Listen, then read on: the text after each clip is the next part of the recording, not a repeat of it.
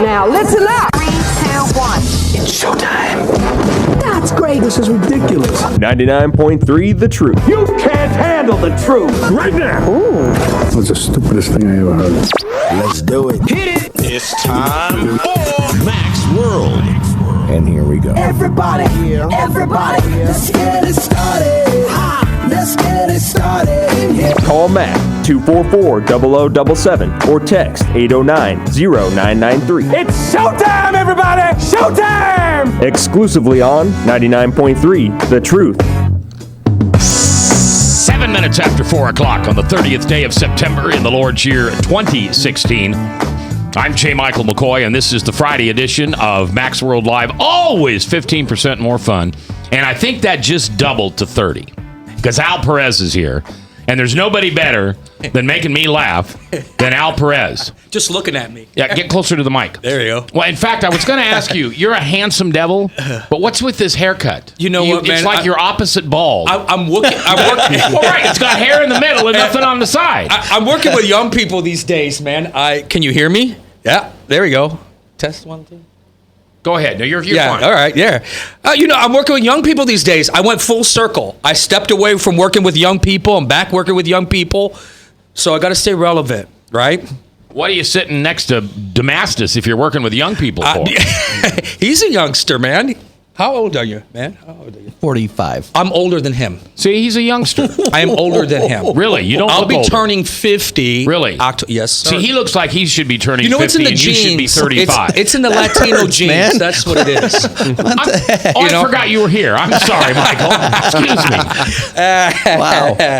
All right, and Al is here to tell us about the Big Des Moines One Cry. Yes, sir. Is that right? Is that Yes, sir. ONE or the number one or The what? number one cry, one voice. We're lifting up one voice, a prayer for our city, for our nation.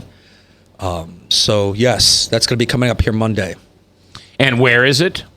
It'll be at New Life Center Church. Pastor Jamel Crawford is the pastor, right across from Drake Park. And it will be starting at 7 o'clock to the public. Of course, people can come in. The doors open at 6:30. A special pastor's meeting for any pastor attending is at 6:30. Very cool. Yeah. All right, very cool. Well, you're going to hang around with us today for a while? Absolutely. Because Michael Damascus from the Fort Des Moines Church of Christ, which meets every Sunday at 10 a.m., you can get them on their website at godsfort.org, GODSFART.org. What? F-O-R-T. That's what I said. No, it's not. Did I do it wrong? It's GODSFORT. Yeah, you said F-A-R-T, but that's okay. Let's move on. Did I really? You did. I'm sorry. Okay. Have I said that all day? No. But hey, you made it through the entire first hour, and I want to commend you on that. You get a special badge. I made it through the first hour without messing up the name. Yes. I did. But okay, I'm going to listen back because you boys may be just laughing at fart jokes for all I know. Anyway, Michael Damascus is here, and he's preaching through an 18-week series. 18 years. 8 weeks. You thought it was tough when we tried to get out of that one place. What was the place we tried to get out of for 40 years? The desert. That's right. 8 week. 8 weeks. Series. And this is week 6. Week 6. And then there are 2 weeks after this. Yes, that's right. Good math. That's right. And so tell me, let's quiz old man Perez here for a second. Oh, no. All right. So go ahead. throw something out and ask him if it's in the Bible or not. So you have to pick something that might be in the Bible. Well, I was listening a little bit earlier, right outside here, listening to the whole thing on judgments. Mm-hmm. And I couldn't distinguish whose voice was in here. But I could hear a lot of arguing and reference of, and there were some good points that I was listening to out there. I dislike it very much when I have to humble myself before the Lord and a pastor and tell him they're wrong. But Michael, he can't. He doesn't. It 2 and 2 makes 3 in his head. It doesn't make sense. No, Mike, he's the resident scholar here. So you have to. Okay, well then I'll tell you, and you tell me whether you believe I'm right or wrong. Are you ready? You put me in pressure. I am going to put you in pressure. All right, so let's say over here is Frank. Yes. And Frank is the prosecuting attorney. And he's prosecuting Army Brad for emails that he sent from his private server. Which I would never do.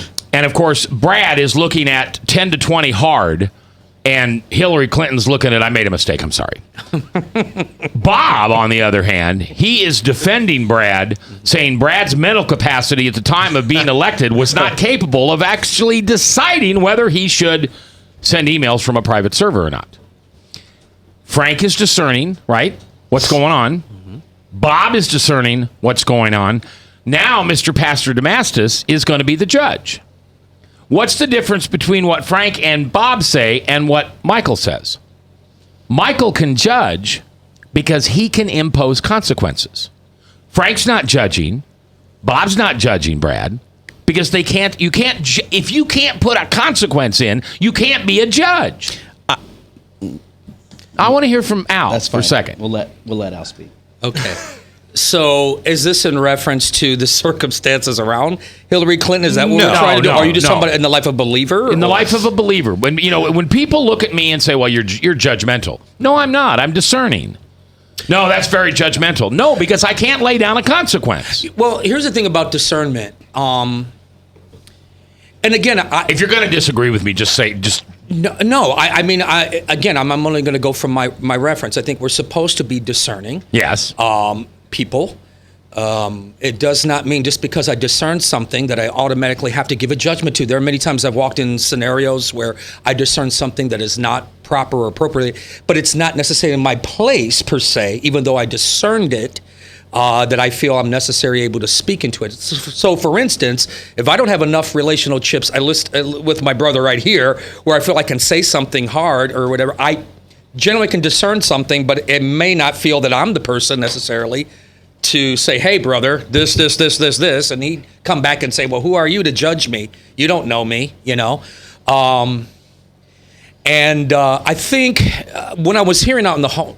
go ahead. No, when I was hearing out in the hallway this, just some of the words going back and forth, of course, I was just coming in and listening to it. And I don't know if it was Pastor Mike that was bringing it up. I think there is a level of... Sometimes I think believers look at chastisement and judgment, and those can be blurred sometimes. I think we are to judge some things, but I think in every circumstance, and I sometimes if I'm dependent upon what it is, if I'm dealing with somebody that's in continuous sin, then there is Matthew 18. You deal with that accordingly, and then you make a decision on that. It's like, hey, you're out of here or whatever, But everybody, I think, handles it differently. Everybody looks at things. The scripture is, obviously clear on certain things, but I don't know if you're necessarily saying, hey, he knows him, or if I'm his pastor. Sometimes I look at authority things, and let's say if it's in Mike's church, Mike, I'm not his spiritual oversight. Hey, man, and I'll go to him and share with him. Yeah. I don't feel it was my place to correct or cast a judgment. The simple concept of judging means you put in a consequence. Okay, so I'm going to ask you again. Okay. And it's a really You sound like you're losing your temper. No, I'm not. Patience. But just if Jesus said, "Do not judge," does that mean that it's possible to do this? Does that mean it's possible for me to judge somebody? Yes. Because was he only speaking to those in positions of authority where they are in some kind of a governmental oversight, where they are making a judgment because they can commence punishment, some kind of a punitive damage? Is that are those the only people that Matthew 7:1 was applicable to? Because that's, in essence, by the definition of what you're giving, that's who that's for. All right, so what I would want to do is I would want to go back to the Greek and the Hebrew. No, I'm serious. That's good. And find out what the word judge meant in the year 33. Because maybe judge in 33 doesn't mean what judge means in 2016. Well, I definitely believe that that's true at one level, but I will also tell you that I agree with kind of a lot of this discussion. I believe that we are called to make discernment. And listen, discernment is not necessarily all that judging is called up to be, because sometimes you make judgments on moral behavior that don't include you giving some kind of a punitive discourse after that. Here's what I would look at. I'm looking at Matthew 7:1-2, and I'm looking at the successive verses as well. And again, we all, as we're looking at the scriptures, you're looking at one verse, but I think you have to also look at the following successive verses in terms of making a judgment. But look at the context that Matthew's also saying. It says, "For by what judgment you judge, you will be judged, and by what measure you measure out, it'll be measured to you." In other words, also, if you feel qualified to judge someone on something in the context here and make a fine, hey, you're this, you're a lot. First of all, judge yourself or do an examination of your own self before you're able to cast a judgment, because by the same measure you're making that judgment call, it'll be back to you because you're a hypocrite. And he goes on to say right after that, take the plank out of your eye, the right, speck, and that's right there in that same passage, and that's what he's talking about. He's been dealing with, in that entire sermon, he's been dealing with religious hypocrisy. Christ is much harder, by the way, on religious hypocrites than he is on the non-religious hypocrite. And even Paul says in 1 Corinthians, he says, "Who am I to judge those outside the church? Isn't that God's job to judge those who are outside?" But then he goes on to say, we are to judge those inside. And so that's really interesting, by the way, that Paul even says there's a different standard for looking at pagans than there is for those who are inside James God's 3:1. house. He's absolutely right. James 3:1. Let not many of you become teachers, my brethren, lest you know you're under a stricter judgment. Because you're a teacher instructing people supposedly in righteousness, and yet at the same time, there's a great responsibility behind that. There's a stricter judgment. Al Perez is here. He's telling us about the big Des Moines One Cry happening Monday night. We'll tell you about that more later. Also, Michael Damastis from Fort Des Moines Church of Christ. Go to godsfort.org, GODSFORT.org. Coming back live here in Max World.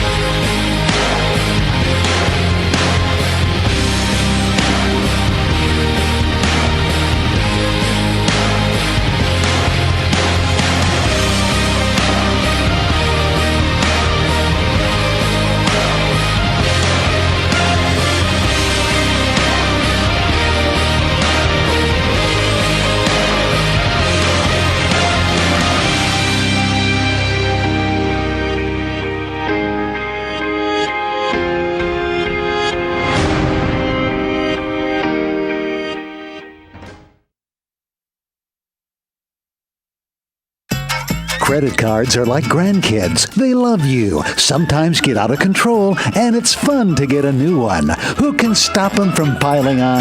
Hi, I'm Tom Coates with Consumer Credit of Des Moines. At the end of the day, you can return the grandkids, but you're stuck paying off bad credit card debt. We'll help you put the fun back into using credit cards responsibly. Right, kids? Yeah! If you need help getting credit cards off your back, call Consumer Credit of Des Moines. Hi, my name is David Burrier, your Hope Coach. I host a live weekly talk show called I've Been There every Thursday afternoon at 5:30, right here on webcast1live.com, and on my weekly radio program Saturday mornings at 10 on Truth Network 99.3 FM. I interview common everyday people who have survived incredible life challenges and who testify to God's faithfulness in the midst of their storms. So join me as we bring a message of hope and encouragement. Everybody needs hope. I know, because I've been there. Hey everybody, I brought Northern Lights Pizza! And it's got Graziano sausage!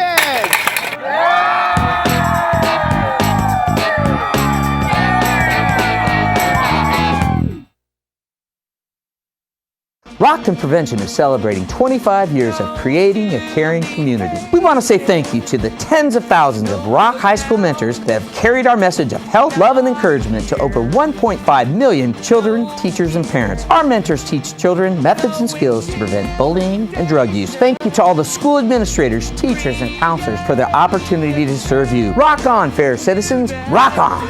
This is Pat McManus for Rock and Prevention, the Richard O. Jacobson Foundation, and this station. From the RE/MAX Real Estate Concept Studios, this is Webcast One Live. From the RE/MAX Real Estate Concept Studios, this is Webcast One Live. 21 minutes after 4 o'clock, 4:21 on the 30th day of September in the Lord's year 2016. I'm J. Michael McCoy. Hey, do you know how your brain stays sharp? Well, like anything else, it's got to apply a little pressure, a little sanding down around the brain, and there's a way to do that. In fact, Nancy Pym, who is going to be our guest speaker at our next Lunch and Learn, is going to tell us how to keep your brain sharp. There are brain exercises. Brainiac exercise. You have a microphone in front of you, and it's on. Gee, many crap. Hey, I'm the good one today. You really are. You get 5 Friday, stars. Perez, he's out of here. Him and Damascus. Drop him down the elevator shaft. At least I got someone to go with me. In the wilderness again, right? So it's going to be our Seniors on the Move Lunch and Learn. It's going to happen Tuesday, October 25th. You got a long time, but you need to sign up for it. If you tell them I sent you, or Michael Damascus, either one, you'll get your lunch at Waterfront Seafood Market for free. So call right now, 225-1455. There's no cost at all. It is a lunch hour seminar. It starts at 11:15 in the morning. It's over by 12:15, 12:30, and you can learn how to keep your brain sharp, and it's all courtesy of the folks at Seniors on the Move. All right, 23 minutes after the hour, 4:23, 30th day of September. Fridays are double the fun. Today we've got double the fun with Al Perez from which Lutheran church? Zion Lutheran. That's John Klein, right? Yes. All right. And that's Beaverdale. Okay. Yep. Beaver Avenue. Yep. Beaver Avenue. And we also have the Lord and Master of Judgment, Pastor Michael the King Damascus. Oh, man. And he, of course, is at the Fort Des Moines Church of Christ, and the website is so easily to remember. GODS, which would be God's FORT Fort .com. .org. Screwed it up again. All right. I corrected myself. All right, Fridays are fun here. So anyway, and your reminder that Fort Des Moines Church of Christ has one service on Sundays. It is at 10 a.m. We are now in our 735th week of doing the series That's Not in the Bible. And so just give us a couple things that aren't in the Bible that we all think is. And don't do the judgment thing. I'm not doing that anymore. Okay, we're off judgment. We're off judgment. Okay. How about everything happens for a reason? I even dealt with the issue or with the maxim that we hear all the time. God has a plan for your life, which I don't necessarily believe is untrue or even unbiblical, but it's a distortion of Jeremiah 29:11 because everybody fails to read Jeremiah 29:10. And we love to have that coffee verse or that Bible verse on our coffee cup from the Christian bookstore. Yep. But a national promise to Israel being applied to myself individually, I think is a pretty giant leap theologically, and we've got to be careful with those kind of. So what is Jeremiah? Jeremiah 29:11. Well, I know what 11 is. What's 10? Jeremiah 29:10 is where God is saying to them that they are going to be banished to Babylon for 70 years. But he is not going to forget the promises that he has made to them, his covenant that he's made to them, even though they've broken it and they've been rebellious. He's reminding them in Jeremiah 29:10 that after these 70 years, I'm going to keep my covenant with you. And then he goes on to say, for I know the plans I have for you, plans to prosper you, give you a hope and a future. And he's speaking to the people, the nation of Israel. But we like to apply that on a very personal level because we like to think of God in a way that he has scripted out every moment of my life. And I this is where we're going to get down into the weeds again, but I don't necessarily believe God has scripted whether or not I turn right or left when I leave this parking lot. I believe that there are times when God scripts those things. I believe there are times when God has a circumstance that he's going to utilize for his to his glory, for my advantage. But it's not necessarily God's plan that I get the first parking space at Walmart every time, even though I pray for it. So how much free will plays into God's sovereignty and plan for us? Well, I believe in free will. I don't believe that God has removed free will from us. I believe in choices. I believe that choices have consequences. But you realize free will isn't free at all. And I also realize that even the most ardent Calvinist looks both ways before they cross the street. If God is sovereign, then we should all be like Stonewall Jackson in the middle of war and stand there like a wall, unmovable, because he's determined that God is going to determine whether I'm going to die in this battle or not. And the man wouldn't move, and people looked up to him like that. But that's not the majority of people. Most of us are going to look both ways because we recognize there are choices that we do have.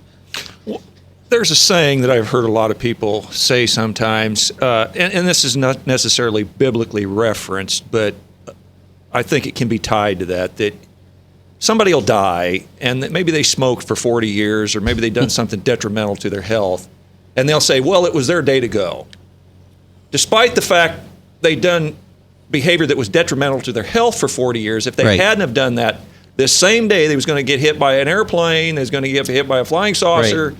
Well, you're going to go the day you go, which would lead into the predestination that no matter what you do, this is your day of judgment. Well, and the scriptures do teach us to number our days. God has ordained the time that we will be on this planet. I do believe that. God is sovereign. See, and I would describe myself, and this is going to kill some people, I would describe myself as a Calminian because there are parts of Calvinism, and I believe that the Bible teaches both. I believe it really does. Now, I don't believe the Bible teaches all of Calvinism, that it would be posited out. But I also don't believe that, it would be right for an Arminian to say that God is not sovereign, that he is not on the throne, that every breath I take has been ordained by him. I believe that my life is here because he sustains me. He is the one that gives me my life. And so how can I not recognize his sovereignty over me? But I also recognize the tension. He's given me the ability to make choices. He has put that into me. He's instilled that within me.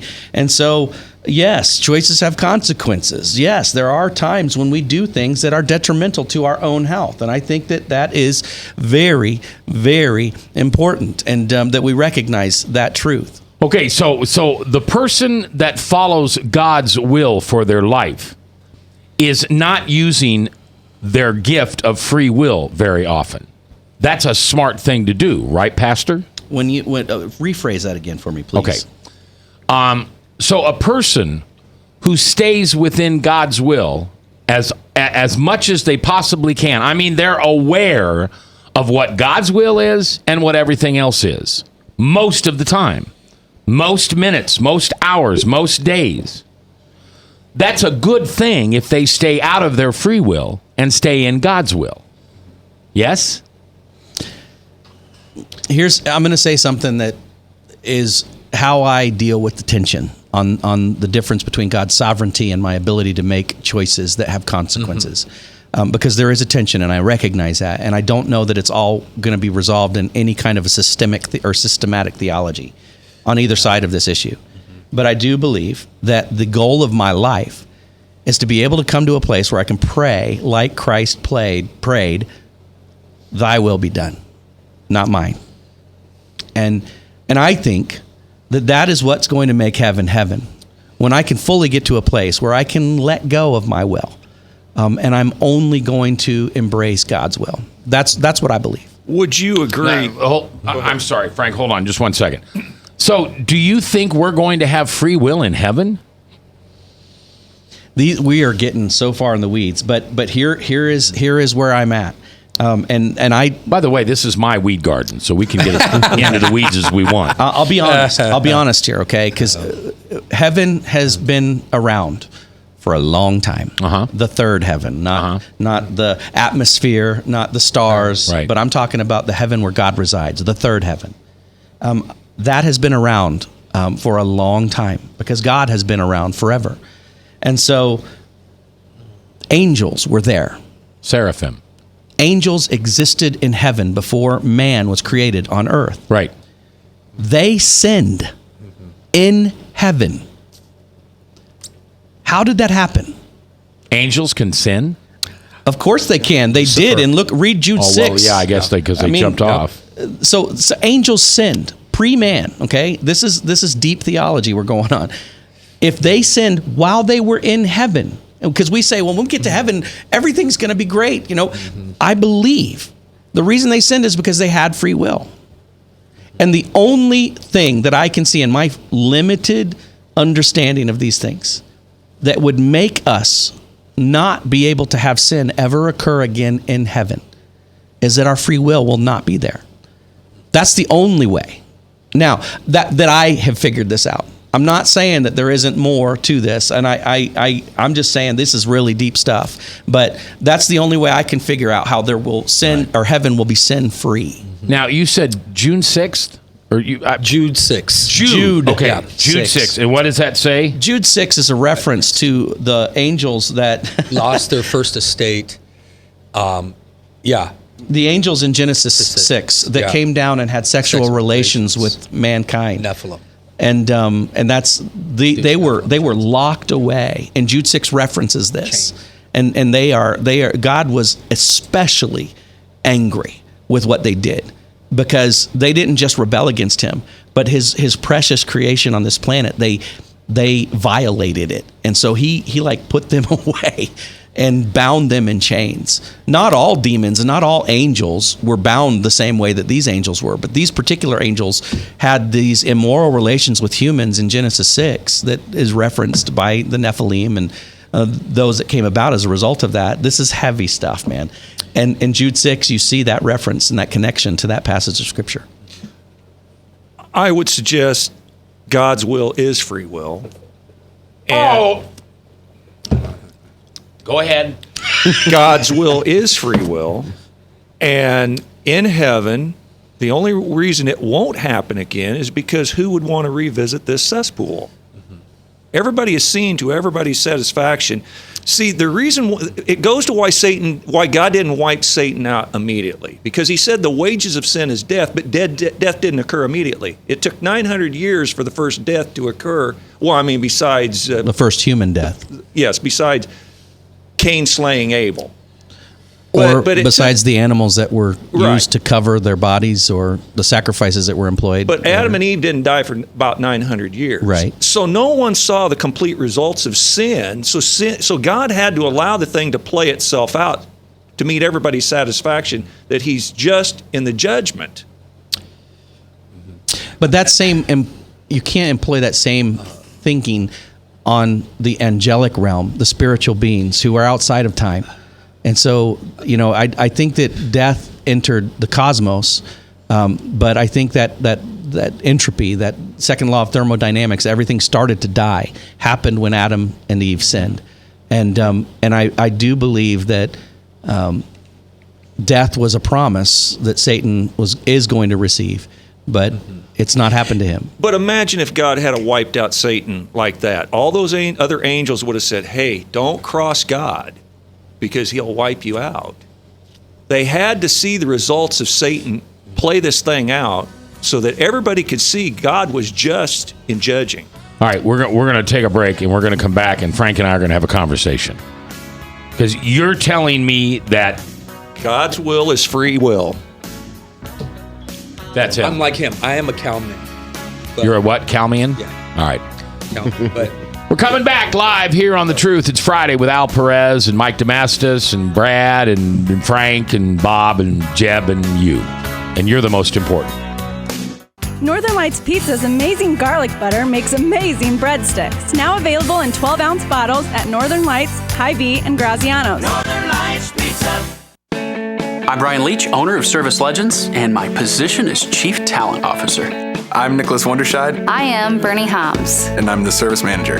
Marketing Director and Client Relations Manager.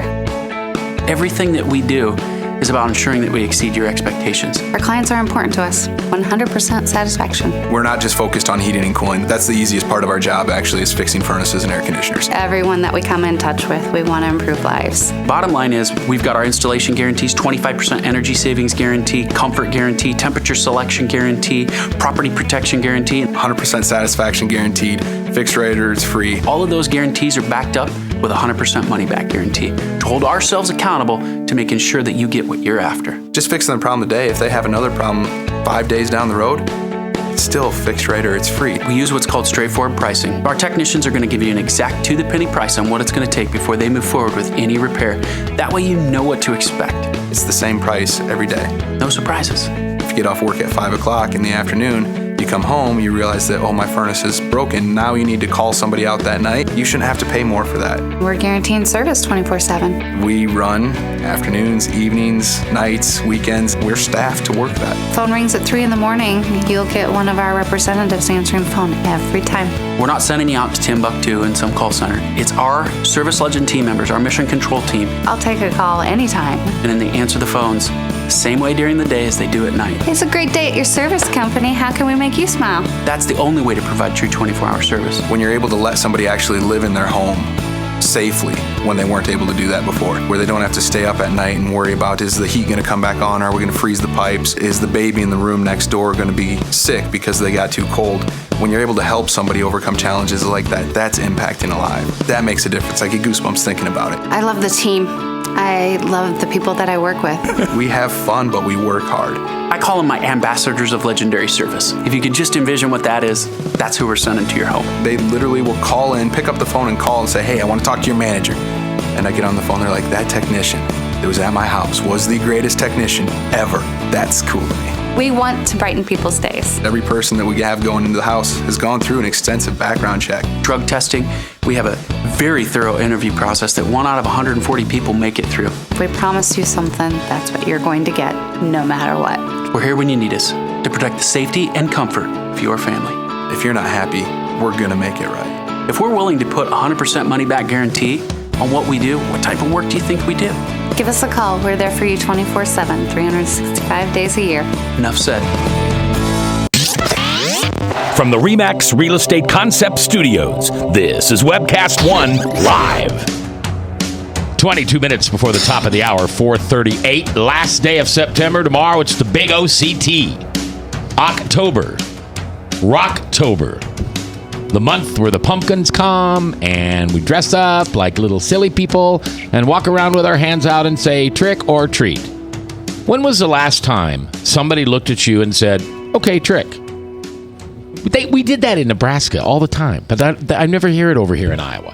All right, don't forget, next Wednesday is an exciting day here at The Truth 99.3. Our own Chris Roloff will be giving his personal testimony as how Jesus mugged him at the Pizza Ranch on 86th and Urbandale. Come early, stay late. It starts at noon. If you do not want to eat, it is free. Otherwise, it's just the cost of the buffet. So it's pizza, it's salad, it's yummy, yummy. Pizza Ranch next Wednesday, 11:45 to 1 p.m., only here on The Truth. Testify. All right, so, Frank, make that statement again to me. You said what? God's will is free will. God's will is our free will. Absolutely. God's will is our free will. And I'm backed by Hank, the Bible Answer Man. Oh, that doesn't mean anything. And I rarely agree with Hank. But anything that is against your own volition to do so is coerced or forced, and God will never force your love or your allegiance. Love demands freedom. Freedom demands choice. So we all agree he could have created a robot and put a robot in the garden that couldn't have done anything but do what he wanted it to do. But why did he tell the woman to not eat of the tree of life, something that she could turn around and exactly do? So she didn't have choice and didn't have a will in the matter. But when I exercise my free will, it is not God's will. God wants you to have a will. He's not going to coerce you into obedience. He wants you to do exactly what he tells you to do. He wants you to serve him from voluntary service. He will not coerce you or force you in any way or matter to serve him. I think you're going farther and farther from the trail.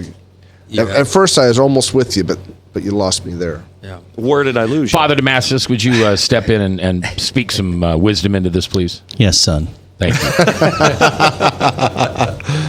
I do. You know, if I ever get through seminary, I think I want to be called, what's that one term? Apostle, Padre? bishop.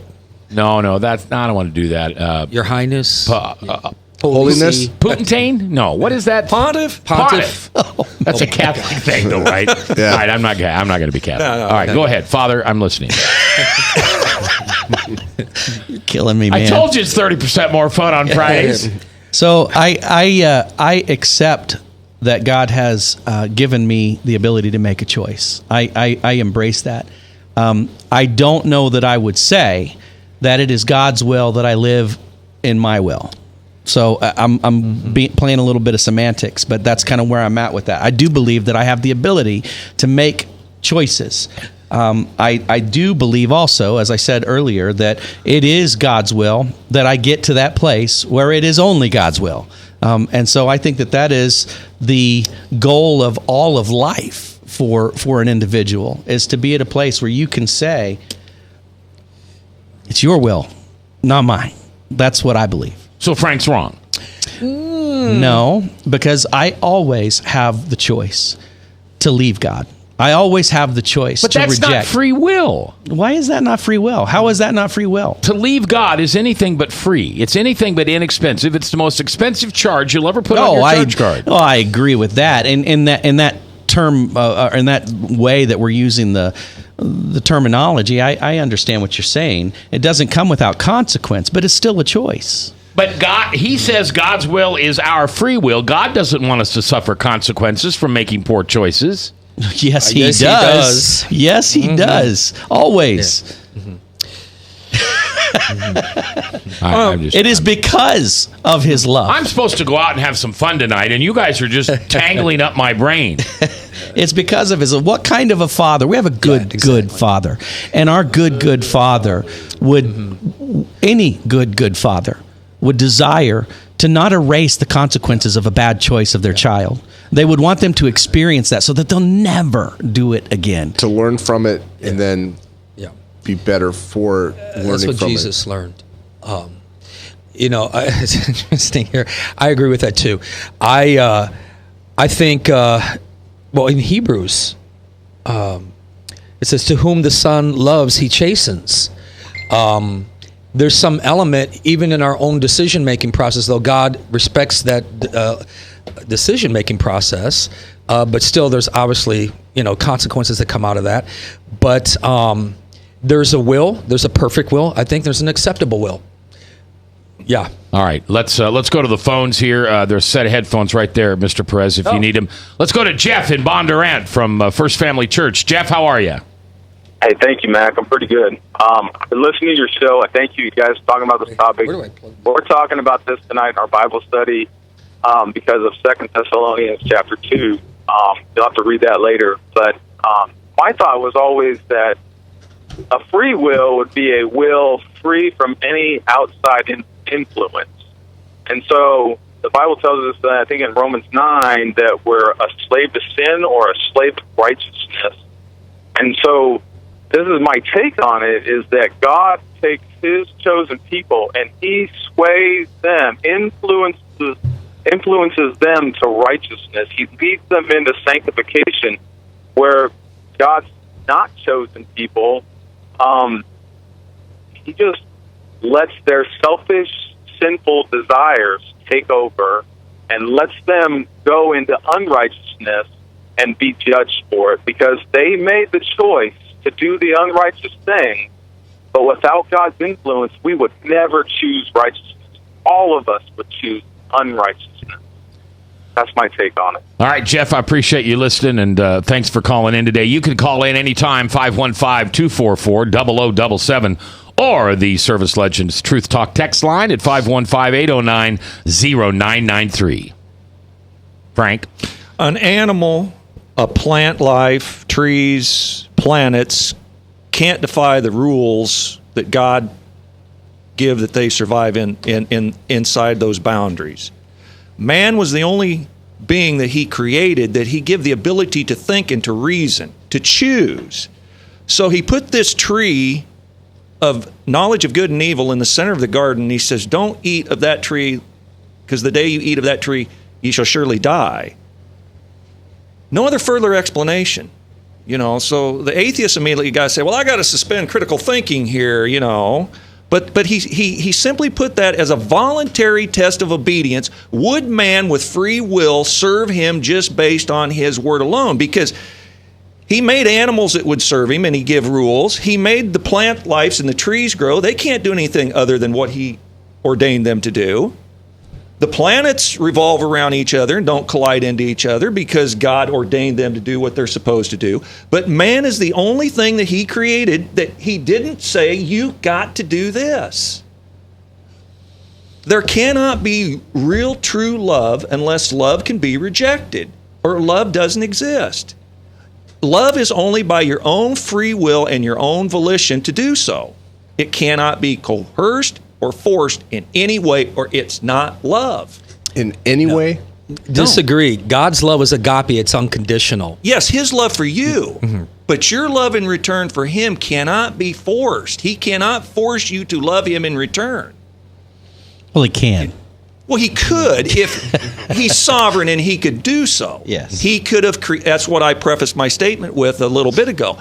He could have programmed robots, androids, to serve him that would not in no way, shape, or form malfunction, but he didn't choose to do that. If he did chose to do it that way, he wouldn't have done it with Androids. It would have been iPhones. So, just to clarify. Okay.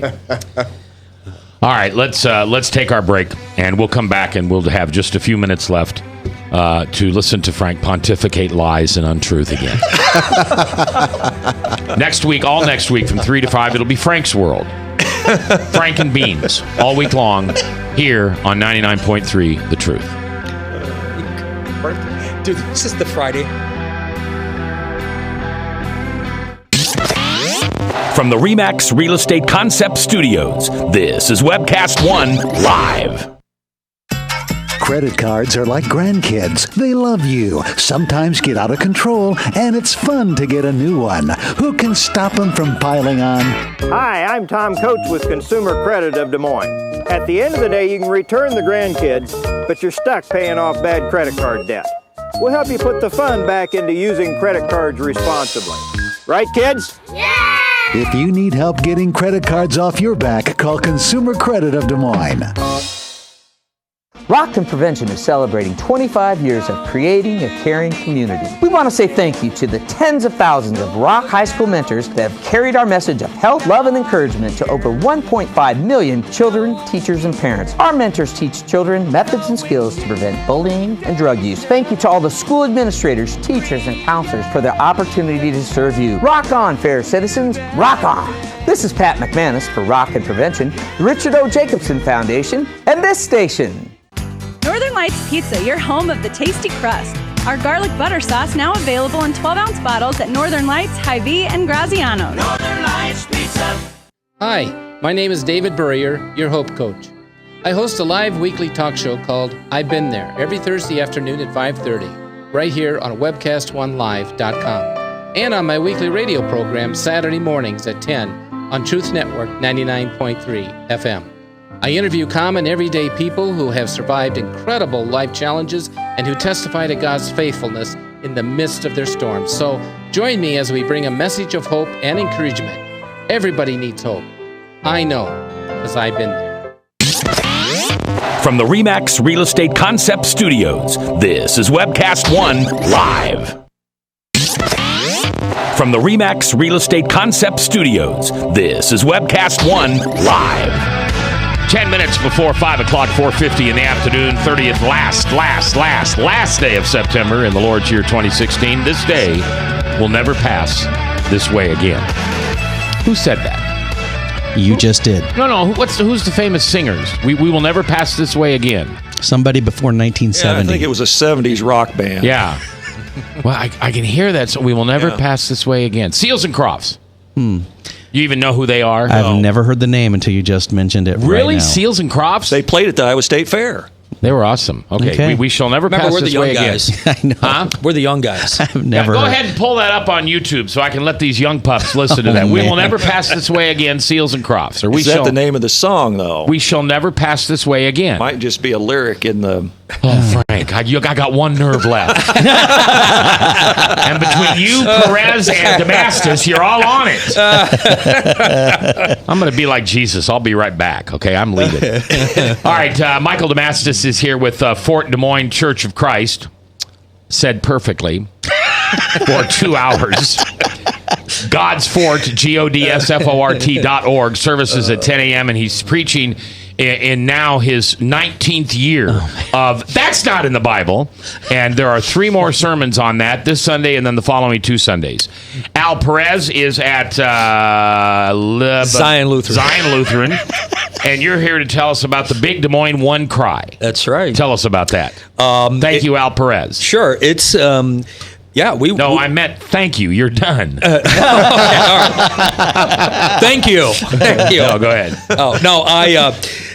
Monday night, October the 3rd, New Life Center Church, right across from Drake Park. Several churches, pastors are coming together, and we're really going to start just coming together and praying for our city, for our nation, our government, and so it's going to be several organizations, If 714, Kingdom Builders, Regenerate 7, and My Hope coming together, sponsoring this event. And we really just want to have the body of Christ show up together where we can pray. All right, now from the stage of Jebediah's control room, Seals and Crofts, we will never pass this way again.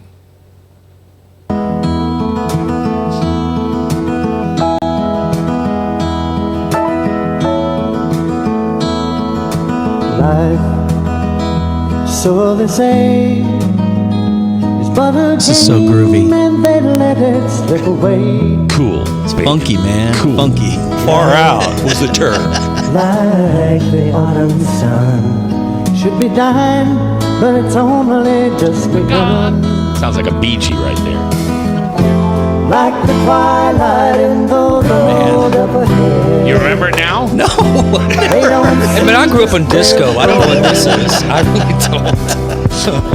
But I have a craving to smoke pot right now. It's so weird. Okay, here comes the chorus. This is the good part. Harmonize. Oh,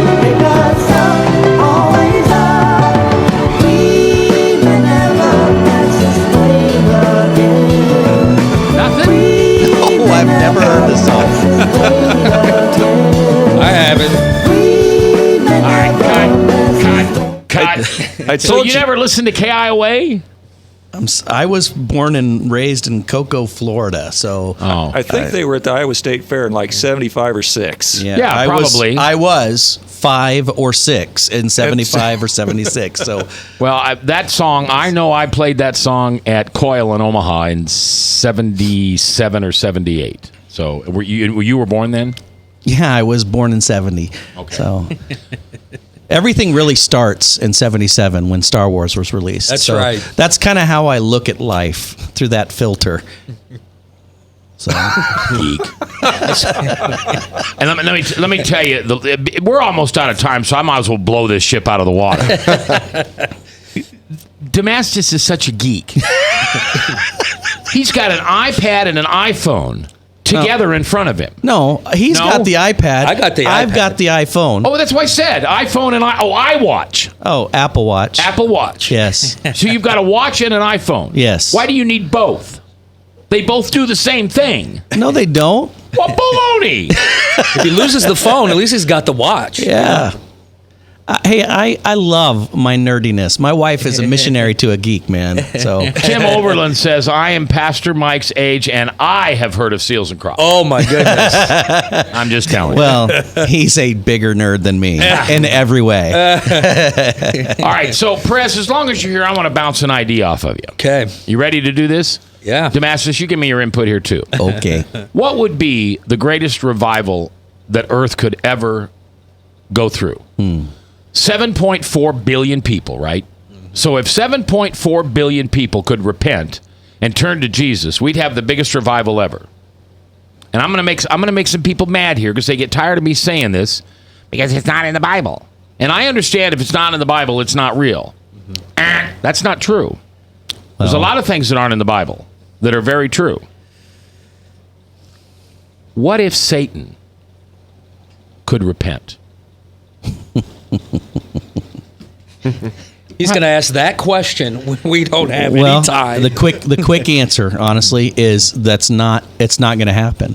His doom has been sealed. His fate has been written. And we know what's going to happen to him. That is not a possibility because God has said it's not going to happen. Period. I agree with him. That's it. That's it. If God can't change his mind. God can change his mind and has in the Bible. Yep. God can't decide one day that he's going to wake up and say, Satan, you were my number one dude, and you walked away from me with a third of my kids. If you repent, we can bring the new earth down to heaven, and it will not take the destruction of so many people and so many lives, and, Mr. Satan, it won't take the destruction of you. Well, just repent. Satan is a mighty spiritual being, and we should not deal with him or speak of him even in a way that demeans him. Even Michael, the archangel, said he would not railing accusation. Yeah, bring an accusation against him. So I think we need to tread lightly on him and not belittle him. But I also think it's really important that we understand God cannot, because of who he is. He's true to his word now, and his word is final. He's not going to change his mind on this. All right, Perez, tell us about your big deal coming on Monday one more time. Monday night, One Cry Des Moines. It is called a prayer concert. Come on out. Pastors, if you're planning to attend, come at 6:30, multicultural, multi-denominational gathering of pastors to begin to pray. Talk about revival. Got to start with the church. Okay. God's people coming together. Brad, thanks for being here today. Army Brad, Thanks for having me. 7-star general and head of security in Maxwell. Defense. Huh? Secretary of Defense. Secretary of Defense. I know I'm my sorry. role. It's been a pleasure having all you here today, except... And me. All right, and you. Now go ahead, admit it. I won't toss you under the bus today. Okay, thank you. Jebediah, great job producing today. Remember, I have one more message for you as we go into the weekend. Just one. Tonight, when you go home, you're carrying a resentment against somebody. I don't care what you think they did to you or did against you. You're carrying a resentment and you're poisoning your life. Today, forgive them. Because remember, as you forgive, you shall be forgiven. I'll see you at church.